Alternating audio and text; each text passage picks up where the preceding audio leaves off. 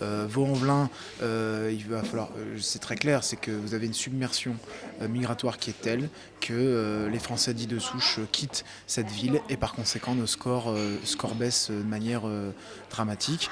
À Givors, tout simplement parce que c'est une ville qui concentre à peu près tous les problèmes que l'on retrouve sur le plan national, c'est-à-dire une immigration massive, non régulée, un communautarisme exacerbé qui pollue la vie des Givordins, une insécurité galopante. On a plus 14% de hausse d'insécurité globale sur la zone Givors-Grigny, la zone police Givors-Grigny.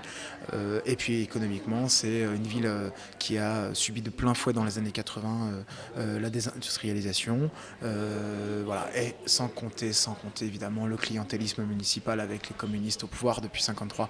Voilà. Givors conjugue tous les maux que connaît la France actuellement.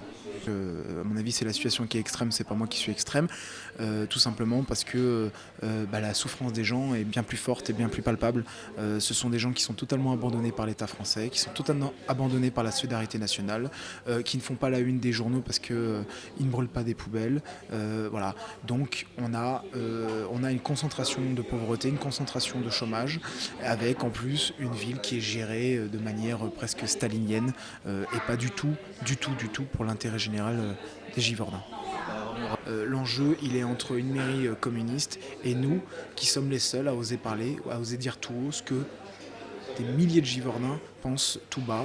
L'UMP, dans ce débat, est totalement absente et essaye de se faire remarquer, mais n'est pas capable d'assumer les véritables enjeux auxquels est confronté Givors. Il y a beaucoup de personnes qui en ont ras-le-bol de la gestion municipale de Martial Passy. Après, ce qui est vrai, c'est que moi je suis le seul à oser l'affronter sur les sujets, les grands sujets que connaît, les grands sujets de notre ville. Et d'ailleurs, c'est pour ça qu'il m'attaque lui aussi de manière très virulente, avec parfois des excès qui peut-être mériteraient une procédure judiciaire. On a des gens qui votaient communistes, qui sont des ouvriers, des employés, qui sont des classes moyennes aussi, qui en ont ras-le-bol de payer des taxes.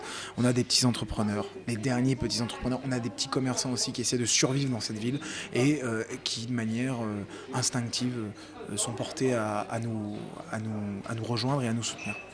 L'immigration, oui, est un véritable problème et tout le monde le voit à Givors. Vous avez par exemple sur des rues, certaines rues, plus aucun commerce français, c'est-à-dire qu'on a des boucheries halal, on a de moins en moins de charcuterie et puis on a des restaurants qui sont remplacés par des kebabs et des tacos. Moi je considère que c'est pas ça l'avenir pour la France, c'est pas ça l'avenir pour notre ville et que ceux qui sont là doivent respecter le cadre de vie français, les traditions françaises, notre manière de vivre.